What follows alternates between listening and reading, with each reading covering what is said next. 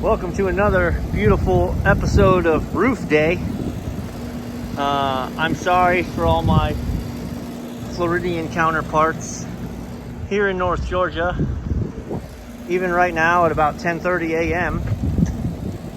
it is 74 degrees, and this is about what it's going to be. I think it's getting up to 78 today. So a couple questions from the last one I ran. What coil cleaner do I use? Clean foam. I get that at United. Pump sprayer. Also, this was a hard one for me to swallow because it's like, this is an expensive pump sprayer, but well worth it, because the cheap pump sprayers you buy from Home Depot or Lowe's or wherever, you use them, they sit in the van for a week, and then you go to use them and they're garbage again. So that thing has been season after season. So a couple walk-ins, ice machine, similar to the last location. One big unit for the dining room, one big unit for the kitchen, a couple of cake freezers.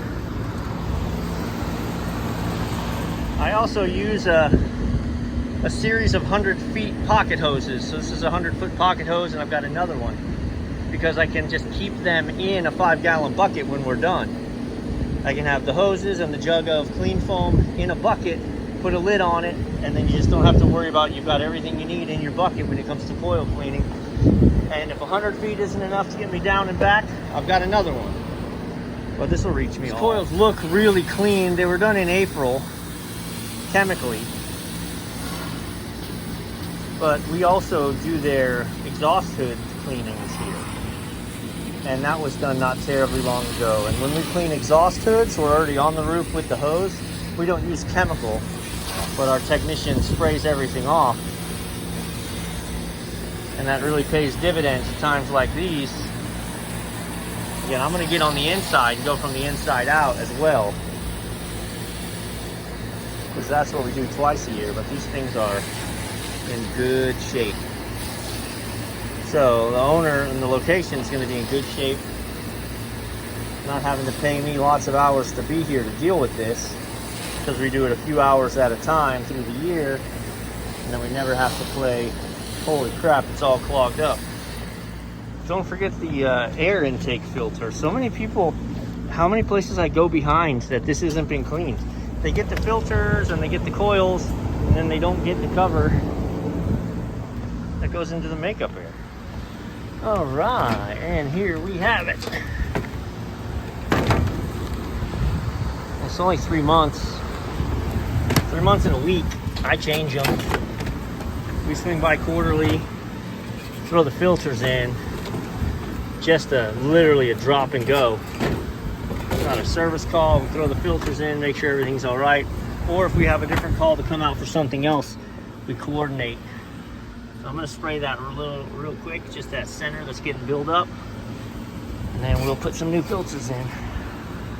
All right. Mind your airflow directions. These are tagged that they're blue on the outside, so that if you see the blue, you know you've got it. I mean, I'm assuming if you're watching my videos, you know that. But there's lots of things I don't say, so why not say it? Also, we talked about this on the Commercial Kitchen Chronicles podcast I was on. This is a Kevlar belt. This is a Kevlar belt designed for heavy duty farm use. Big tractors use this. That's where I got turned on to it. So why aren't we using these? Well, I mean, simple. It's not going to break. Service companies like it break. Change them every year. So this Kevlar will last for 5. I change them every 3. But this location never got Kevlars. So on we go. Let me show you the difference. Woo, look at that sloppy. Lock out, tag out.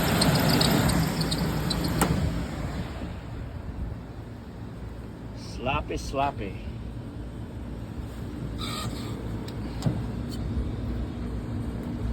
All right, let's put a Kevlar belt on. So welcome to the world of Kevlar belts, where this belt will not be a problem for the next 3 years at least. So don't forget, we're gonna pull an amp draw on the motor just to make sure we didn't over tighten, because I have it pretty tight. But you have to check what's the amp draw on the motor, which we can do at the label. Well, I went the longest way possible, didn't I? Yeah, hey, here's right where I started.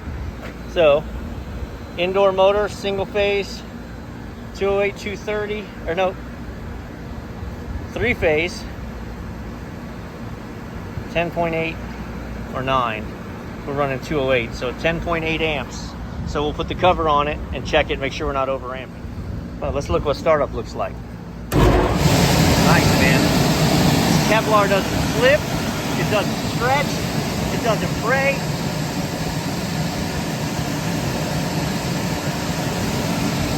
And it doesn't create service calls either. Right, the only thing running on this unit right now, because our compressor's off, our condenser's off, so I'm just going to hook up to the main lug and see that we're pulling 9 amps on that blower. I'm allowed to pull 10.2 or 10.3. I'm pulling 9. That is beautiful.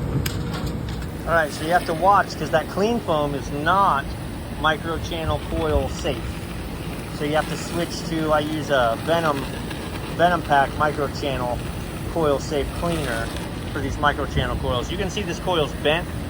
It was like that from the initial installation. I pointed it out to the owner. They just left it go, so look at that.